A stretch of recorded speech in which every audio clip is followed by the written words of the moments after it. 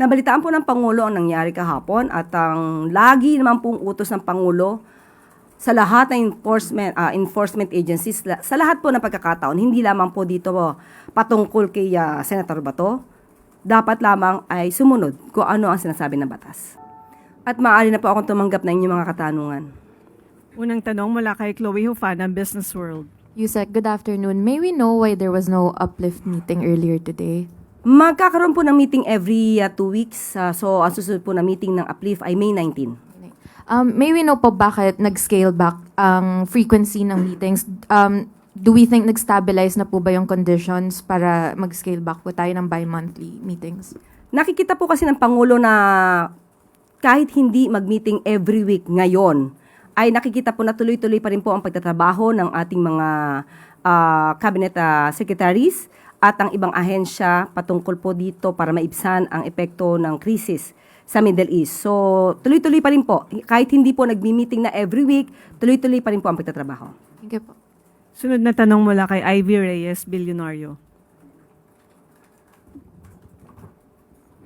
Hi, Yusek. Good morning po. We understand Malacanang wants to keep out of what's happening in the Senate as per your statement yesterday. But there being 3 senators since 2025, does Malacanang see it as something concerning, especially since all changes in leadership happen at the same time as the Vice President's impeachment? Well, everything that happens in the Senate it is within their power. It is within the authority to decide on all matters within the Senate. So, hindi po panghimasukan ng Pangulo yung anuman po ang magiging desisyon ng Senado. But Yusek, why did the warrant of arrest for Sen Bato de la Rosa reach former Senator Trillanes first? Bakit po hindi na course through the government first po? Ang sabi po ng NBI ay nabigyan po sila ng kopya.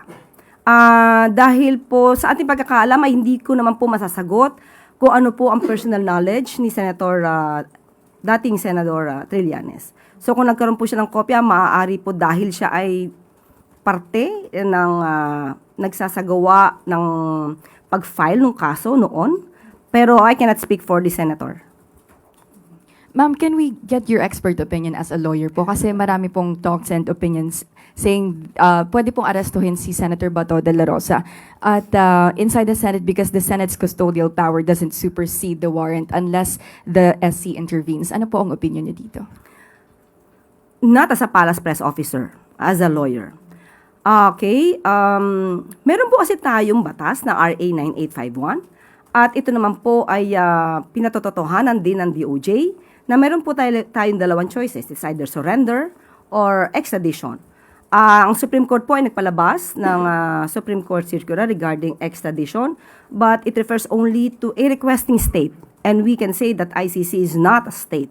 So, hindi po siya applicable na pag-usapan. So, sa ngayon po, ang umiiral po sa atin at ipinapatupad po ay ang RA 9851. Sunod na tanong mula kay Christian Yasores, DZMM. Ma'am, may we know lang din po if the palace received a copy of the warrant of arrest of the ICC and ano po ang reaction ni Pangulo nung lumabas po yung balitang yun? Meron po ba siya mga orders about the arrest warrant? Hindi po namin maibibigay kung ano po ang konkreto na pahayag patungkol po sa warrant of arrest. Hahayaan po natin ang mga law enforcement agencies po natin at ang mga ibang ahensya na nakakapaloob dito ang siya pong magsalita patungkol po dito. But how will the government implement or enforce that arrest warrant, ma'am? Paano po i-enforce ng mga law enforcement agencies when, one, hindi na member ng ICC ang Pilipinas, and second, the Senate has declared protective custody over Senator De La Rosa? Okay, again, sasabihin ko po, ano ba ang umiiral na batas sa atin? Hindi po tayo miyembro ng ICC. Ang umiiral po na batas sa atin ay ang RA 9851. At yun po ang ipapatupad sa anumang pagkakataon dahil ito naman pong RA 9851 ay nagamit na rin po ng Supreme Court sa ibang mga kaso. So, ano po yung next question? May pangalawa po. Kung yung about naman po doon sa declaration ng Senado na merong protective custody over Senator De La Rosa kasi may concerns, ma'am, na dahil may ganung posisyon ang Senado, baka raw po mahirapan yung law enforcement agencies to enforce or i-arrest si Senator De La Rosa. Meron po na natawag na privilege para hindi po hulihin ang sinumang senador habang nasa session kapag siya po ay nasa vicinity ng Senado. But alam po natin na ito ay may limitasyon. Kapag ka po ang isang krimen na nagawa ay may penalty na more than 6 years, hindi po mag-a-apply itong pribilehiyo na ito. Sunod na tanong mula kay Tristan Nadalo, Newswatch Plus. Hi. Good morning po, Yusek Claire.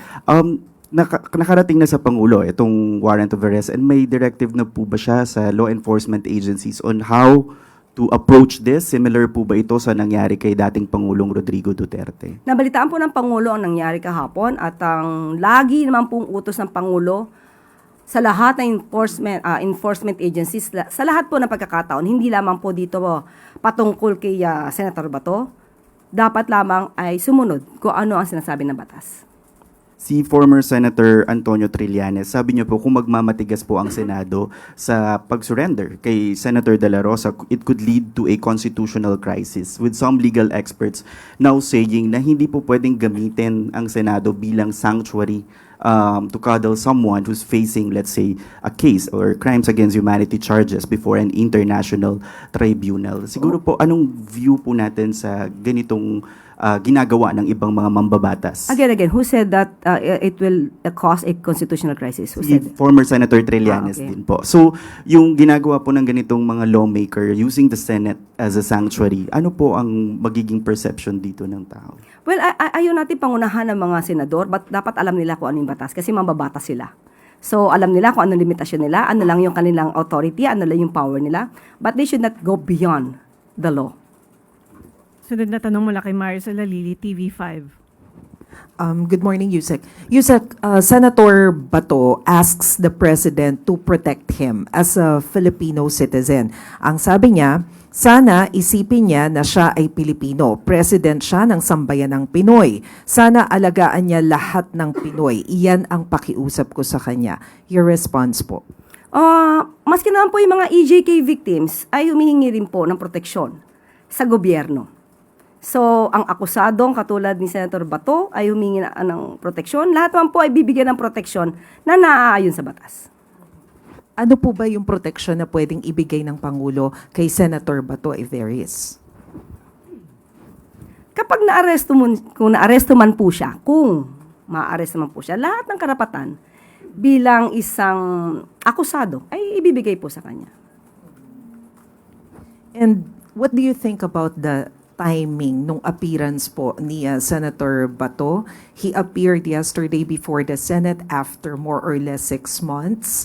And tiyempo siya doon sa impeachment sa Congress and doon sa change sa Senate leadership. What do you think about that, Yusek? Hindi po ako makakapagbigay ng opinion patungkol po diyan dahil wala po tayong komunikasyon nung pumunta diyan si Senator Trillanes. So kung na-timingan po ito, wala po tayong personal na kaalaman. But the fact that he appeared before the Senate, you think it's a positive development? That Senator Bato appeared. I hope he will appear every time he should be asked to work and to perform his duties. Thank you, Yusek. Follow-up question mula kay Ivan Mayrina, GMA7. Ma'am, related po sa question on Senator Bato's plea to the President that the President protect him or every Filipino citizen for that matter. Nakapremise po yung pakiusap niyang protektahan siya sa posibilidad, and I quote, mag-isip-isip rin siya, referring to the President, na baka darating rin ang araw na ikaw rin, sir, ay malagay sa sitwasyon ko, malagay sa sitwasyon ni Pangulong Duterte. Ano ho ang komento ng palasyo dito? Is this a scenario that the President even thinks is possible when he steps down? Same situation and scenario as compared with the former President Duterte and Senator Bato, Being charged and arrested for a crime. and to be delivered to ICC? And to be surrendered to ICC? Perhaps hindi ho sa ICC, but being charged and arrested for something, for an offense. Sana tinanong niyo muna kung anong kaso. Kasi kung pag-uusapan natin kung madadala siya sa dahig, that's definitely impossible. Kasi ang Pangulo ay hindi nag-commit ng EJK. Ma'am, ito naman pong nababanggit nyo kanina na RA 9851. 9851. Okay. Ano ho ang official position ng pamahalaan ng Pilipinas tungkol dito sa ICC arrest? Of course, you said we do not recognize the jurisdiction of the ICC because we are no longer a member. But the fact na may arrest warrant po at ini-implement ngayon, ano ho official position ng gobyerno? Ang nagsampa po kasi ng kaso sa ICC ay kapwa natin Pilipino. At mayroon din po tayong obligasyon sa Interpol, mayroon din po tayong obligasyon na ang lahat ng dapat na managot ay managot. Dahil dapat din po natin proteksyonan yung mga di umano na nabiktima ng EJK. At ayon sa RA 9851 at maliwanag to sa Section 17, na kung meron na pong nakapagsimula na state or international tribunal patungkol sa pag-iimbestiga, ay pwede nating i-defer. Pwede nating i-waive yung ating karapatan at ibigay na sa international court ang pagpapaimbestiga. At yun lamang din po ang sinusunod ng RA natin dito sa RA 9851. Ang huli po. Sabi nyo, ang mga senador, mga mambabatas sila at sana alam nila ang gagawin nila na naayon sa batas. At what point will the executive intervene? Pag nakikita po natin halimbawa na dapat i-implement ang warrant and the Senate is becoming yung kanlungan, ika nga sa tanong kanina, ng isang fugitive. Depende po. Ayaw ko pong ilagay muna sa sitwasyon ang gobyerno sa maaaring ganitong kaguluhan. Dahil lahat tayo dito, ang mga mambabatas, ang executive department, alam po natin ang mandato at alam po natin ang limitasyon. So wala dapat na mang-aabuso ng kanilang kapangyarihan. Sunod na tanong mula kay Rafi Ayeng, Daily Tribune. Good afternoon, ma'am. Ma'am, doon sa recent rukos nga with sa Legislative Department, ano na lang po ang panawagan ng palasyo sa mga sambayan ng Pilipino, lalo na sa mga Duterte at Senator Bato supporters na sumugod pa sa Senado at ipakita ang kanilang galit sa gobyerno? At handa po ba ang palasyo sa mga kaguluhang ito? Galit. Kapag ka po ba, if ever mag-implement ng valid warrant of arrest or pagpapatupad ng utos ng isang korte, dapat po ba na ang mga Duterte at mga supporter ni Senator Bato ay maghasik at magalit sa gobyerno? Hindi po ba dapat tayong lahat, kahit anong kulay natin, ay dapat na tumutupad sa batas at pinapatupad ang batas? So, hindi po kinakailangang magkagulo. Alamin lamang ang batas, sumunod sa batas, at hindi kinakailangang gamitin ang puwersa. Hindi kailangang gamitin ang mga harassment na nanggagaling sa iba't ibang kampo. Kasi po kagabi, parang si NBI Director Matibag ay namura pa ng mga supporters. Sino po ang nagmura? Mga supporters po Nino? nila Senator Bato no nandun sa labas ng Senado. Karamihan naman po yata sa kanilang mga supporter ay ganun po talaga ang estilo. So hindi po natin mapipigil, pero alam naman natin karaniwan sa mga Pilipino ay hindi po pala mura. Follow-up question mula kay Tristan Nadal, Newswatch Plus. Yusek, pahabol na lang po on ICC. Of course, sabi na rin po ng ibang eksperto, para maiwasan na yung mga ganitong problema on questions on enforcement of an ICC arrest warrant, is the best po talaga for the Philippines to rejoin the Rome Statute and the ICC. And sabi nyo rin naman po kanina, you're not concerned that the President would be sent to The Hague dahil wala naman po siyang kinupit na EJK. So, is it high time to review our membership or para po mag-rejoin sa ICC? Sa ngayon po ay hindi po, ang huli namin pag-uusap ng Pangulo, medyo matagal-tagal na po. Sa ngayon ay hindi ko pa po ito muling na itatanong.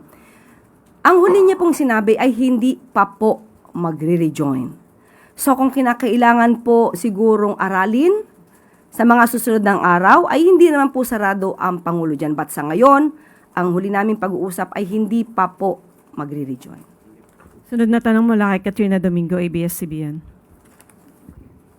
Undersecretary, how prepared is President Ferdinand Marcos Jr. to issue, let me lay out the premise first. Kanina po sabi niya it's up to law enforcement agencies, but law enforcement agencies are under the executive department. Ano po yung directive na maaaring ibigay ng Pangulo in the event of a standoff between law enforcement agencies, arresting officials, and yung Senate Sergeant at Arms or the Senate itself? As I've said a while ago, I do not want to speculate on matters like that. Mahirap pong mag-speculate kung mainit ang issue. Dahil kung may maibibigay tayong mensahe dito at hindi naman po ganun ang mangyayari, magkakaroon lamang po ito ng negatibong impression. Mayroon po bang attempts yung executive to have conversations with the Senate leadership apart from the meeting with the NBI last night para ma-iron out yung differences between the arresting party and the sitting senator? Sa ngayon ay wala pa po na ibibigay sa aking anumang mensahe patungkol po dyan. Sunod na tanong mula kay Tina Maralit, The Manila Times.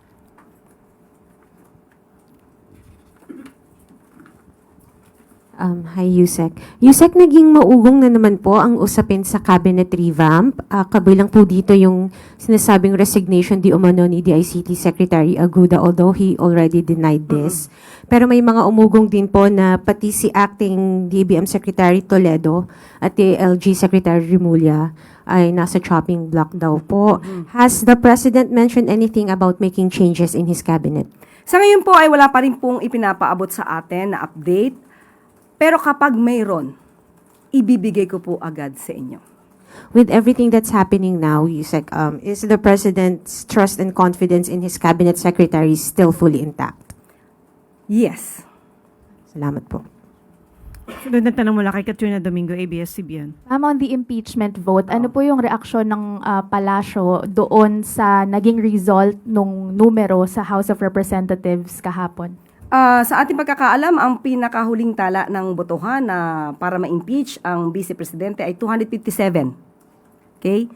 Nagdesisyon po ang House of Representatives at nakita malamang nila ang mga ebidensya, sabi nga nila ay mas dumami pa ang sumang-ayon na ma-impeach sa pangalawang pagkakataon ang Vice Presidente at ito marahil ay ayon sa mga nakita nila na mga documents or mga ebidensya na maaaring maging dahilan para ma-impeach ang Vice Presidente.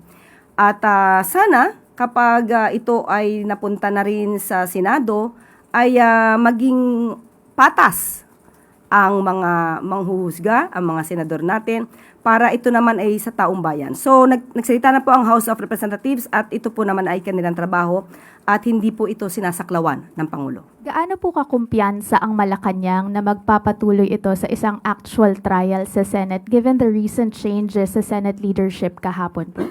Trabaho po ito ng Senado. So, hindi po manghihimasok ang Pangulo. Nasa Senado na po yan, nasa kamay na po yan ng Senado. At kung ano man po ang gagawin nila dyan, kung ito po ay papabor para sa taong bayan o papabor lang sa iisang tao, bahala na po ang taong bayan na humusga para sa kanila.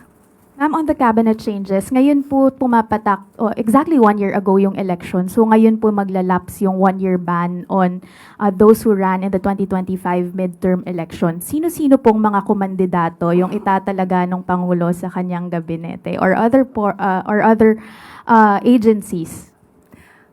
Siguro kapag meron na po akong listahan, ibibigay ko po agad sa inyo. Ayokong pangunahan ng ating Pangulo. Pero kasama po ba si dating Interior Secretary Ben-Hur Abalos? Hindi ko po masasabi sa ngayon. So, mga kailan po? Pero at least, ma'am, can you at least confirm if talks are already underway? And at least ilan yung tinitignan nating mga dating kumandidato na hindi pinalad na maaring i-appoint? Kaya love kita Kate. Wala pa. Ibibigay ko yung update sa inyo. Sunod na tanong mula kay Ace Romero, Philippine Star. Yusek, just to clarify, sabi niyo bahala na po yung Senado tungkol dun sa impeachment since na-impeach na si VP Sara doon sa House. But for the record, the palace is for the holding of a trial. Given na may mga rumors nga na baka nga hindi mag-hold ng trial given the leadership change. So the palace is for the holding of the trial. Ayokong sabihin na the palace is for the holding of the trial. Ganito po ang gagawin natin. Alam po natin, since the time na nagpaumpisa ang Pangulong magpaimbestiga sa flood control mess, ang sabi niya, managot ang lahat na managot. So, hindi naman po pwede maging exemption, no? Or ma-exempt itong impeachment trial. Dahil kung may dapat na mapanagot, ay dapat na managot. So, pangkalahatan po, sa lahat na maaaring may akusasyon, so dapat lamang po na magkaroon ng pagdinig, malaman kung anong katotohanan, hindi para husgahan agad ang sinuman. Isang tanong mula kay Samuel Mandanilla, Business Mirror. Good afternoon, ma'am. Is the Marcos administration still targeting the passage of its 21 priority bills by June, despite the recent developments in Congress? Okay, kung meron po tayong priority bills na 21 at yan po ang huling na pag-usapan sa LEDAC, sa pamumuno pa po ni Senate President Tito Soto, wala naman po dapat sigurong ipagbago. Dahil kung ito po ay para sa taong bayan, hindi naman dahil sa nagbago ang liderato sa Senado ay babagalan nila ang trabaho at hindi ito makakabuti sa taong bayan at hindi rin ito makakabuti sa Pangulo at sa Kongreso. May schedule na po kaya tayo ng next LEDAC meeting at kung madadagdagan po ba yung 21 bills, priority bills to include yung proposed na uplift bill ng ni President Marcos? Malamang po dahil nga po yung uplift bill ay napag-usapan before, so tignan po natin kung mapapasama ito o kung may iba pang alternatibong maaaring gawin. May 19 po ang susunod na LEDAC meeting.